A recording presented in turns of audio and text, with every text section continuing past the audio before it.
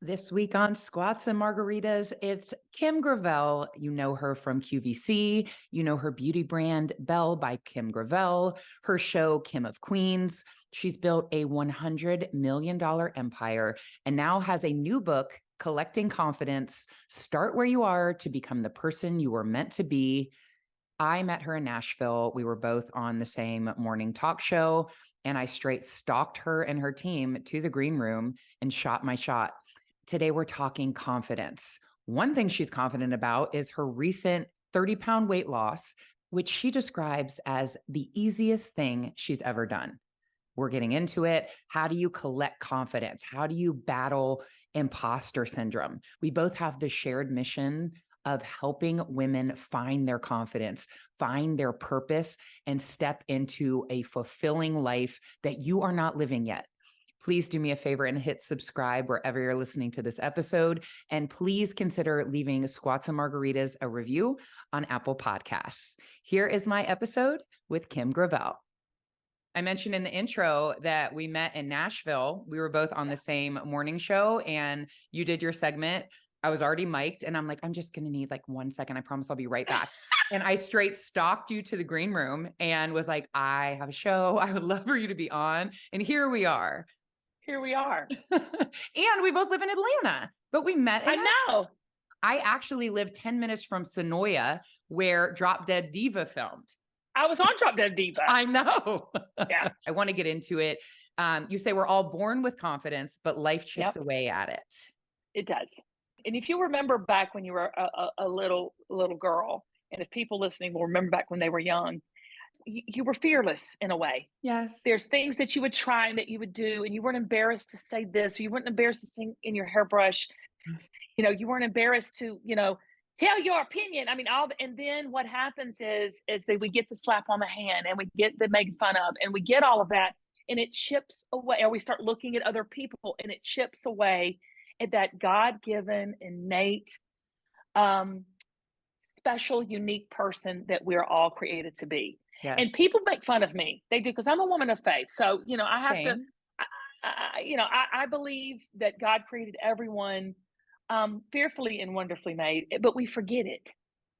And we forget it. And then if we ever really knew it, we don't know the magnitude of it. Because if we got down to the science of it all, it would blow our minds. What a miracle we are. Yes. And when you're describing that, I have a 7-year-old daughter. She's in 2nd grade, does not care. I mean, I will just hear her singing and like, she doesn't care what anyone thinks. Yeah. And I hate that that's going to be taken away from her. And as much as I struggled, it will be a little bit. Yeah, I struggled and there was no social media. And so the comparing that these girls have to do now, I actually have a nonprofit foundation for teen girls that are struggling with body image and self-worth, because nobody tells them that everyone is struggling, because you don't want to say it because you want to act like you have it all together. So you think you're the only one. And it's women who have been through the body image, the eating disorders, coming back and sharing their stories like me too. And I came out on the other side and everybody feels the same way. And the girl that's bullying you is struggling more than anyone. And nobody tells them that. It's a hard part of your life. Like, they just need to know that. And when you step into your like late 30s, it was for me, the thing that you were trying to like dull about yourself to be just like everyone else is the thing you're going to love about yourself the most. And just that message. And yeah, I just want that for my daughter, and we have to model it. I also feel like we build up our daughters and we tell them they're so strong and beautiful. But if you're in the mirror, like, I got to lose 5 pounds, or there's a big event coming up and you got to go on a diet because a thin you is the most worthy version of you. We don't think about that. We think about what we say to them, but she is watching you. And if you're not projecting confidence, you're the model of what a woman should be. And I feel like women or moms miss that part because you're only talking to them, but you're not projecting confidence. Right. And this is the thing, like, can I just say, because I'm real talk. So I am a rate on return. I'm an ROI person. So what I put in, I want to get the maximum out, right? So I'm that person, and I think that way. Don't villainize the goals either. That we do that. We're so extreme. It's either you're a size 2 or you're a size 22, There's a Mm-hmm. lot going on in between there. Okay. Yeah. So that's what we do. That's the comparison. But hear me out. So say say you want to lose 5 pounds. Okay. Then do it. There's nothing wrong with wanting to lose the 5 pounds. There is something that you need to, like you said, you need to check in when it becomes everything to you. Yes. What should become everything to you is what you are here to do. Your little daughter, who's in second grade, and my mother, who's 76, have a lot in common because Yeah. your little daughter doesn't even know to care about all that. And my Right. mom has been through it and don't give a rip anymore. If we can get to that place earlier on in our lives, Yes. nothing can stop you. Success will chase you down. Weight loss will chase you down. Your man will chase you down. Your finances will be abundant and overflowing. It is almost, I call it God's economy. I call it God's economy. It's upside down. What we think as people, okay, all right, you want to make a lot of money. Okay, well, let me hoard. Let me cheat somebody. Let me steal. Let me hold on to it. Yeah. Let me. How you get more money is you give, and it shall be given unto you, pressed down, shaken together, and running over. Yes. Okay. It's the opposite of what we're told. So if you want to lose 5 pounds, great, go lose 5 pounds. Do a little something, cut back a little bit, lose 5 pounds. Decide to do it. But it can't be the thing you focus on. You have to be the thing you focus on. You have to be almost a little bit selfish in this life. A little bit. Yeah. And we're not supposed to be. Women are supposed to be selfless and put everyone before them, or you feel shame. No. Right? No. No. Okay.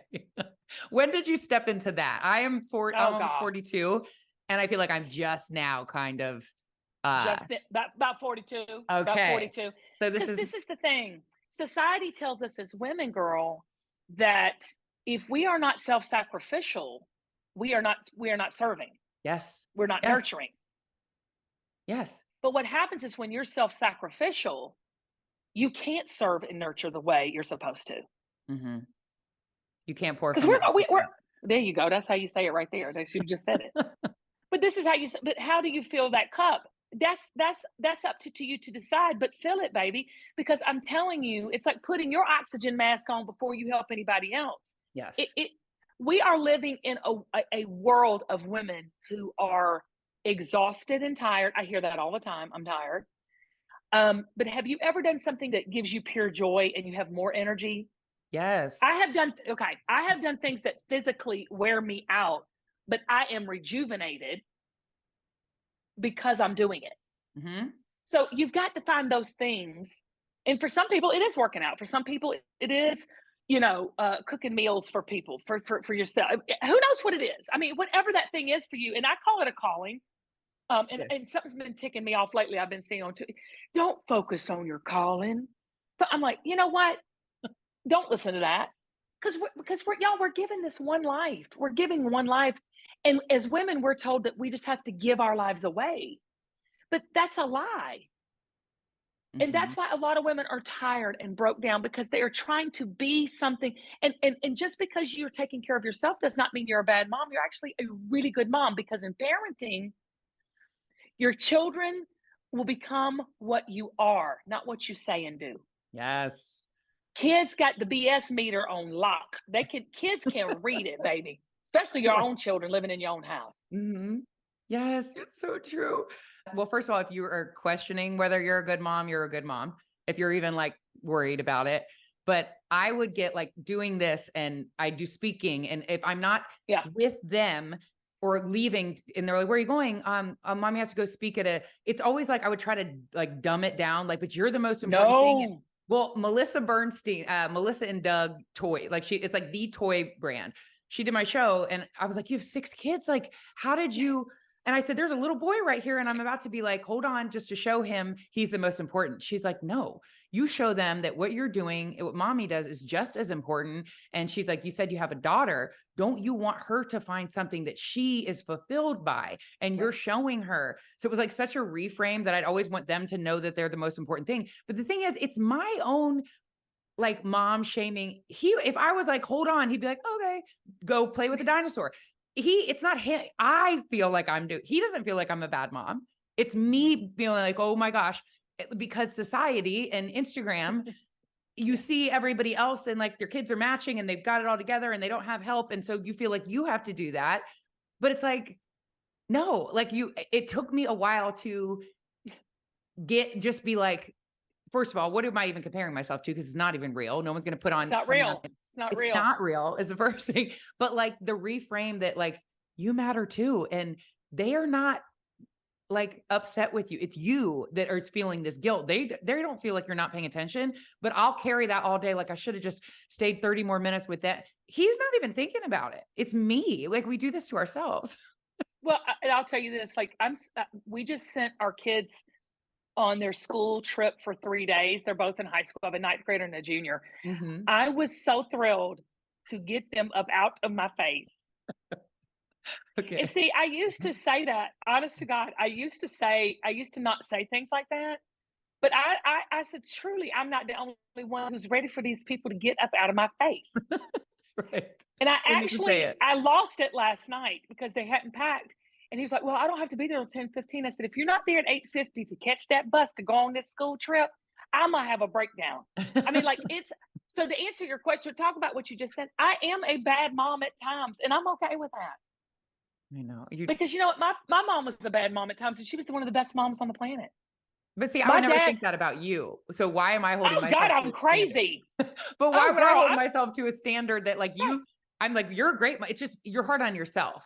Right. Like, but y'all, we're all human beings. And I'm telling you, it was the best piece of parenting advice. My best friend, Amy, who's never had a child, and she actually thanks Jesus for that every day. She says, you knew that God did that for a reason. She says to me, she said, Kim, kids learn from who you are, not what you say and do. So who you are as a person is what they'll be who they are as a person. If they say you genuinely being yourself, good, bad, and ugly. Okay. You know, I don't know what this perfectionism thing, and I took it on too. So, I mean, no judgment. I don't know why we take that on. I don't know if it's just, I don't know. That maybe I'd love to ask a psychologist that or someone who's researched that, because we do as women, men don't do that as much as women do. No, they don't. It's a whole other podcast. They don't. Bless their hearts. Men are just, they look, I live with 3 of them. So I was like, y'all got it made. I said last night, I said, y'all got it made. They're like, what? I said, Kim, I was not even going to get into this, but I'm in the middle of a divorce, and I know that you are in your second marriage, but I think a lot of my struggle is because I feel from him that I don't know what to call him because we're not divorced. My ex, I guess, but we're not divorced yet. He is thinking that I'm not doing enough for the kids, because if I go and travel, it's like, it's reflecting what he thinks of me. And then I'll catch myself talking to somebody else and be like, well, I should be home with the kids. And they're like, why? And I'm like, well, because he's getting in there and making me, so I have to be the best mom and not let anything drop there, because I feel like I'm being judged and I'm held to a standard that I'm not hitting. There are no set rules to this thing as being, and maybe you've grown, or, I don't know your situation. When I got divorced, I married him because I was a total 21-year-old idiot, and everyone's telling me not to. We were not aligned. We're not equally yoked in so many ways. Yes. But like with my husband, my current husband, I like to have another one. My husband, that's not a bad. We are in partnership together with our careers and what have you, but it's the expectations that we have on ourselves, or that we take on that other people have of us. That's where you got to do some soul searching, and you've got to make some decisions. And I never advocate for divorce. I would never say that. I mean, and everybody's situation is different. Right. But honestly, it's just between you and God and what you have got to do in your life, which, and part of your calling is being a mom right now, especially because you got 2 little ones. Yeah. But they're not going to be there forever. I feel like I've never felt more aligned with what I'm doing. Like me coming out of the bulimia and the anorexia and just not having any self-worth to kind of. What a message. What now I help other women. And like, it's like, I'm doing something that I know I am put on this earth to do. I came through it to do this. And like, I'm not saying I don't want to be a mom, like, but I Oh, can no. You have to be a both. mom. That's what you're doing. Yeah, you can do, Right. women can do a lot. We do a Yes. lot, a lot, a lot. And Thank you. we go through our needy period as women where we all want a man. And then we are a partner. Then we go through our time where we are exhausted in that mom phase. And then we go to the time where, oh God, I don't know if I should say this. We're like, these men just don't know nothing. That's where I'm See, at. I don't know. Okay, that's where so that's your 40. So in your 50s, Like, you go through it and you be like, oh yeah, they don't know nothing. We know a lot. They think we're crazy in our 40s. We're crazy and they don't know nothing in your 40s. In your 50s, men start realizing, oh God, what happened if I ever lost her? See, that's like my husband be like, I can't do this without you. Like he is at the point where like, what do you need, hun? Because he knows, oh my gosh, if Kim left tomorrow, this would all go to hell. Okay. So that's the 50s. So hang on, because it gets to a point where, as a woman, we are like a fine wine. Everything you're saying is dead on, though. Okay, that makes me feel better. And I know that you're in a second marriage, so I thought you may be able to relate. I want to talk about entrepreneurship. You said you were going to be on QVC and you're on it. And you initially told them no. Someone had reached out to us that was a manufacturer that manufactured clothing at QVC, and I wanted to be on so flipping bad. Yeah. I was in a bad business deal with an agent. Okay. Where if I would have gone and done this during this time period, I would have had to give them a portion of my business forever. And so Amy said, you can't do this. You have to turn it down. Now, when I tell you, when you start a brand on a powerhouse like QVC, it's very lucrative. So what I was saying no to, I thought was a huge next step in my career that I've always wanted. Keep in mind, I had 2 young children about your age. Yeah. Sitting at home watching John and Kate +8 and frying some pork chops. And I knew, okay, I'm going to have to turn this down. And I will never forget, my best friend said, and if it's for you, it will find its way back to you. Yeah. And I'm like, okay, pie in the sky, Sunday school answer. I don't want to hear that. So I turned it down. And sure enough, almost not even 2 months after that contract had expired, the right manufacturer reached out. Yes. Out of the blue, weirdo thing happened, and I found myself in New York. So sometimes you've got to say no to the wrong opportunities so the right ones come along. And that's what happens a lot. I tell people all the time, you know if this is right. How you know something is not right for you is because you feel like something ain't right. Yeah. Got it. Yes. So you don't need to have a bunch of answers. They don't need to be fireworks. They don't need to be like a sign come by. If something is going, I don't know, then it's not right. Trust your gut. A maybe doesn't mean yes. A maybe means no. Ooh, I love that. And you said like when they were like, pitch what you have. And you were like, I wasn't ready, but you say you're never ready. So anybody that's not pitching, it's like, don't wait till you're ready. Pitch. No, don't wait till you're ready. Make sure it's with the right people. Okay. You got that. That's my whole situation. I didn't want to sacrifice my business for a long, long time financially, paying somebody who doesn't contribute. I wasn't ready when I said yes either. Right. But you said you're never going to be ready. You just have to pitch. You got to take your opportunity.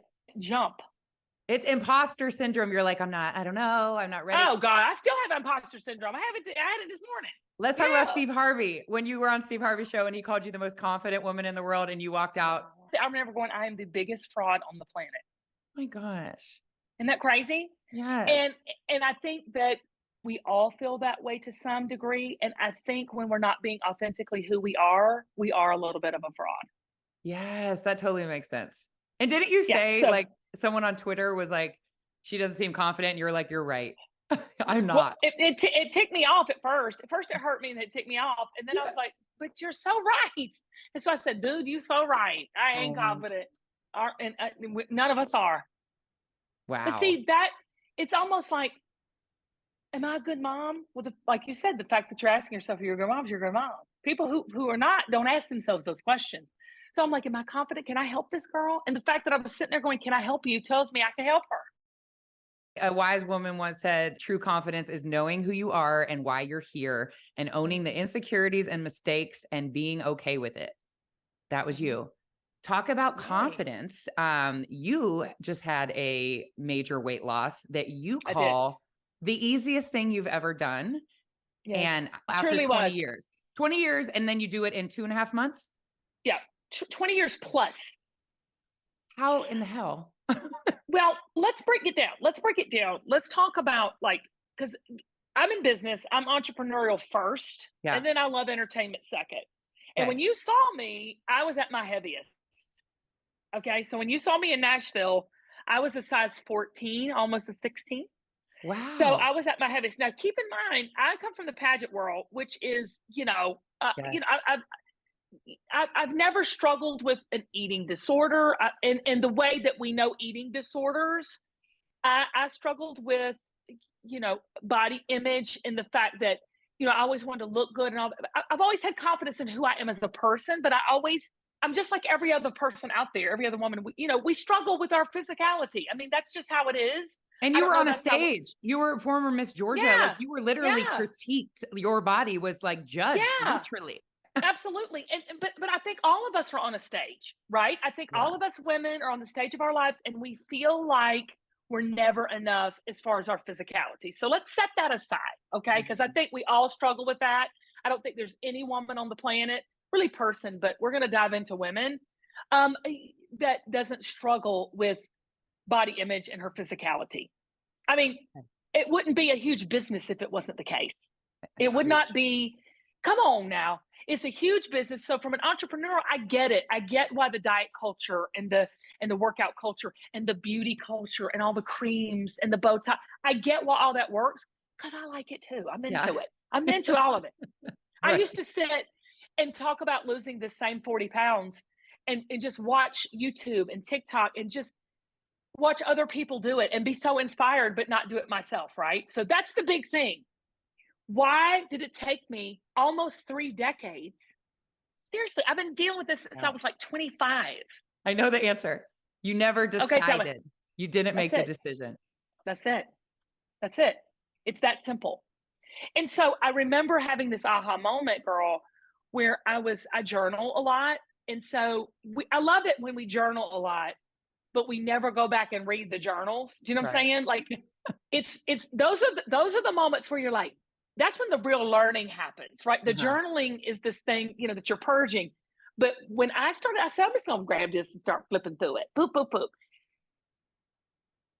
I picked out from 2000. I picked out from 1991. I picked out from almost every single day, girl. I was writing the same thing about losing this same 30-something pounds for 2 decades, almost every freaking day. Yep. The struggle was what you were focused on. That struggle That's all I was focused on. That's it. The struggle to lose it. And so it was in that moment, I said, this is ridiculous. This is honestly, if someone just looked at this and just took my journals and started like reading each page, they would say, this girl has a problem. It's a mental hang-up. And which we all do have problems. But it was at that point I was like, why am I letting this struggle become such an obsession with me? And at that moment, I just stopped. I stopped. I didn't work a plan. I mean, everybody gets mad at me when I said, they're like, Kim, tell us what you did. I just stopped eating about a fourth. I ate about a fourth of what I was eating. I just said, oh my God, I'm eating a Big Mac meal and the milkshake. And I'm eating 5,000-6,000 calories a day. I mean, seriously, there was some days I was eating 5,000 calories a day. I believe you. And I just was like, this is not, I'm just going to stop eating as much. I'm going to still eat the McDonald's if I want it. I'm just going to eat about a fourth of what and I just decided. And girl, in 2.5 months, I was 37 pounds lighter. 37. Unbelievable. Just a little history on me. I struggled with anorexia and bulimia, and I wrote a book. It was the struggle. It was all restriction, deprivation, what I would pull up menus, going to a restaurant, like to see if there was something I could eat. And it was all calculating. And when I just calmed the F down and was intuitive with my body, like I say the same thing. I truly eat what I want now, but I check in. And when you have that mindset that nothing is off limits, there's no reason to binge. There's no like I just got rid of all the rules. Like I can have wine open in my fridge and not be like, I have to finish it because tomorrow's not a drinking day. Like I had all these, like, now I know once your body just trusts that you're going to fuel it when you're hungry and you're going to stop eating when you're satisfied, it just kind of goes to a set point that you are able to maintain easily. And I know people call bullshit on that, but it is easy. It's not. It's not. It's not. I'm so glad you're saying it too. Because people are like, what do you eat now? And I'm like, I don't want to show you because it's not like the healthiest thing. But once you decide and you're intuitive and you just check in and you're mindful, nothing has to be off limits. And it makes it easier. There's no reason to binge. And it's just an easier lifestyle. And I achieved my physical ideal by just taking care of my body and enjoying my life, when all I wanted was this physical ideal that I never saw when I lived with deprivation and restriction. And the only goal was the weight loss. I found it taking care of myself and enjoying life, truly. See, we were the total opposite, but the same outcome. We were the total opposite. I ate my emotions. I loved food. I loved food not in just to fill an emotional void. I love to eat for social reasons. I love to celebrate with food. I got depressed. I ate. This is the whole thing. And there was nothing wrong with that. See, that's what I'm trying to say. There was nothing wrong with me wanting to celebrate with my family with a great meal. It was how much I was taking in, because I worshiped the struggle. There was something about the struggle that gave me something. And so when I looked back and realized, I'm worshiping, I'm putting all my emphasis on trying to lose this 30-something pounds. I shouldn't be giving that all of my attention. I should be giving my heart, my soul, my mind, my well-being, my attention, and the body will follow. Yes. It's like manifesting. You started living as you had already lost the weight. I love you. You get me. I know. I love this message though, because it doesn't have to be that hard. And it's not. It was the easiest thing I've ever done. Like, 2.5 months, because it's manifesting. It's like living as if you already did it. And let me tell you something. Yes. Today we had a little bit of a photo shoot, and my BFF Amy, who's also lost 80-something pounds, and she decided, her whole weight loss decided, she's like, I want to be in the best shape of my life. That was her thing in her 50s. She's like, I'm doing it. And she did it. Like in 6 months, she did it. Yes. But this is the thing. I was doing some pictures this morning, and Amy goes, you've got to quit losing weight. And I'm sitting here, I said, I'm not trying to lose weight. Right. Yes. Because I've lost another 10 pounds. I'm not even trying. I went through McDonald's this morning and had a egg McMuffin. But I didn't have everything else. I would go right. I'm telling y'all, it's more mental than it is calories in and calories out. It's more the love that you give yourself mentally. I wrote down something you said, the grind of the hard work is what's keeping you in chains. It's not that hard.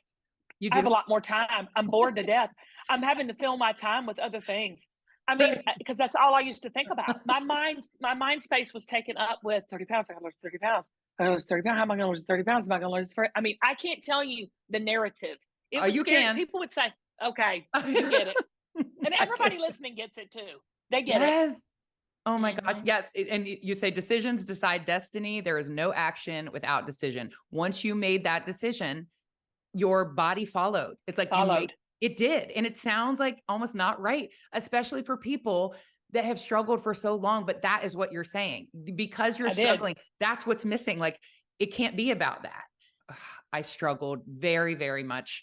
And this is embarrassing, but Sports Illustrated swimsuit has an open casting and anyone can submit. And I was like, I saw it a couple of times and I was like, the fact that I was considering it at 41 after having 2 kids, that I did it. I submitted. And the thing is, like, I really felt like with my message and like showing that you can come out on the other side and love yourself, that I truly believed I was going to get it. I didn't get it. And the day that it came out, my first reaction, Kim, was like, oh my God, I'm so glad nobody knows that I submitted. They'd be like, who the hell do you think you are? You're not a model. You're a mom. You're in your 40s. But then I ended up sharing that I submitted because I was like, I didn't win, but the fact that I have enough confidence now, I feel like I belong in Sports Illustrated swimsuit And I got here after hating my body and hating who I was for 20 years. That's the win. Like you can get to a point where you're confident enough to submit. And that is why I shared it. No, I didn't win, but like the fact that I have enough confidence to feel like I belong there, you can come out of the mess. And if I can come out of the mess, anyone can come out of the mess. Anybody can. So I shared it. I was like, in my 20s and 30s, there's no way in hell I would ever have submitted. Like I had no confidence, but you can collect it if you, if you will, and get to a point where you do love who you are and you're confident enough and secure in yourself to do something like that. See, the beautiful thing about you doing that is you even sharing that story empowers other people to step out and do what they want to do. And y'all, that's why we're here.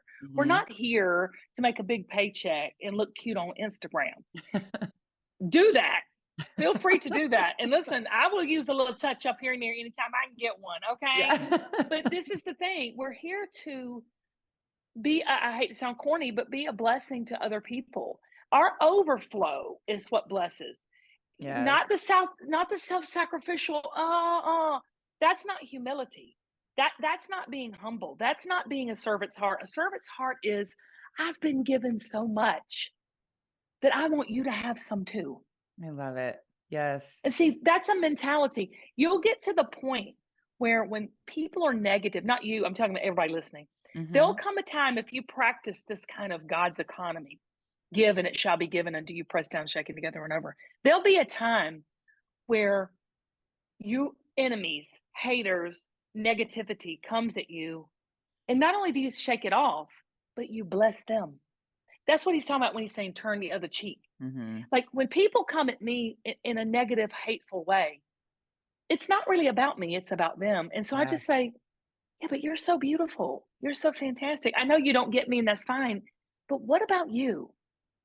And it never ceases to amaze me how that has and not everybody is nice and says, oh, Kim, I love you now. I'm not saying that. I'm just saying what I get from it is the overflow blessings, pressed down, shaken together, run over. So when you can get to a point where you just shake that off and do it anyway, that's step one. Step two is when it happens to you, you take that and use it as a message.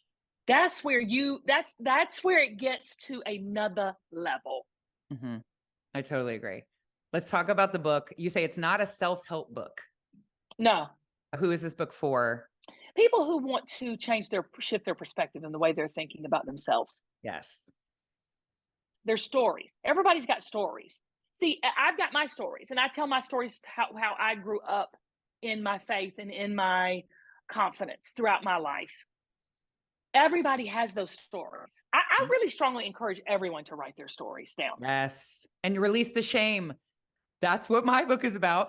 That's it. It's so good. I told my story. I was like, I used to throw up my food. I was anorexic. I wouldn't eat carrots, like, because it was a starchy vegetable, like all these shameful, embarrassing things that I never thought I was going to share. Once I shared it and released the shame, it's like you're lighter and you open yourself up to what you're supposed to do with your life. And while you're still carrying shame about something, doesn't matter if it's not happening anymore. If you want a hint, it is whatever you are thinking of right now that you are still carrying. It doesn't matter if you're not doing it. I wasn't doing those behaviors, but I still had this on my back, like this shameful thing. And I said it and I shared it. Everything opened up to me came after I wrote that book. Now I have a show. Now I have a foundation. Now I have a platform to help other women. And now that struggle was not in vain. I found purpose through that pain. So whatever you've been through, there's someone else still in it. So you can find purpose by just sharing what you've been through and bringing the next woman out of it. And just kind of, it elevates you. Like that shameful thing is like your superpower. It's hard to share it, but once you do and you release the shame, it's like there's nothing on me anymore. Like I can just, you're free. I'm free. You're free. And this is the thing too. Shame socially ostracizes you. Shame is a dark secret that you think you only have. Shame is very isolating. And that's what I say the enemy tries to do. He tries to get us not connecting. If he can get us if he can get us arguing, that's one thing. Okay. But even in arguments, if you find someone you don't like and you argue with, that's why I say there's still something there. Yeah. There's still like a passion behind it or something. It's still it's not indifference. It's not indifferent. When you Right. can get you isolated and not Yes. connecting with people, Yes. that is what is dangerous. Totally. Because you feel alone, and then you start you go down that rabbit hole of self-loathing. Yes. And you and I don't why am I here? I'm telling you, everything boils down to that one question: why am I here? Yes. Oh my And gosh. we feel that with, I'm here to be a mom. I'm here to be, helpful or kind. And yes, we are all those things, but that's not really your why you're here. Yes. That's the things you do. Yes. And Okay. it's been what you've been telling yourself that you do it. You say, change the narrative and disrupt the default mode of how you've been thinking. You have to stop. Everybody has the Look same narrative. Like look you at it said, the different. same story. You have to kind of, like you said, with the weight loss, just make the decision, change the narrative. And I think this book it's for anyone that is maybe feeling like there's more, but it's like you're a mom and you're like, I'm just a mom, like how I used to be, but you feel a little itchy or unsettled. There is more. You just have to step into it, and you have to, like I said, release the shame of what you're holding on to. And then even like ask for guidance. I feel like it was like questioning God if I'm like, send me a sign, but it's like, ask for guidance and you will get it. And it Yeah, has yeah, happened to yeah. me so many times that it's like blown my mind. So if you feel like there's more, put yourself out into the world authentically as you are. This show, like, I was on Instagram Live during the pandemic, Kim, like, what in the hell am I supposed to do with a 2 and a 4-year-old when the schools are closed and the playgrounds are closed? And I was just being my authentic self. I would have other moms come on and be like, what are we doing? Like, people would be like, scavenger hunt, have them find a stop sign and a pine cone. I'm like, yes. So I made a little talk show, and like every week I would be like, pour a cocktail. We're going to talk about momming in a pandemic. No other ulterior motive. That was just what I was doing. You're just doing you. I was just doing me, and a program director in Washington, D.C. at the biggest radio station was watching me every week. And she called and gave me a show. And it wasn't an audition. Like I wasn't trying to get a show. It was not even, It found you. It it found you. fell in my lap when I was Yeah. just being me. So it's like, put yourself out into the world authentically and organically as you are. And what is for you will fall in your lap. Like, I promise you, you just have to put yourself out there. Yeah. I mean, I love that you're saying this because it's just proving my point. Yes. This is the thing. We think we've got to be equipped, cute enough, cleaned up, brushed up, smart enough, Yeah. educated enough. We don't. God needs a willing vessel.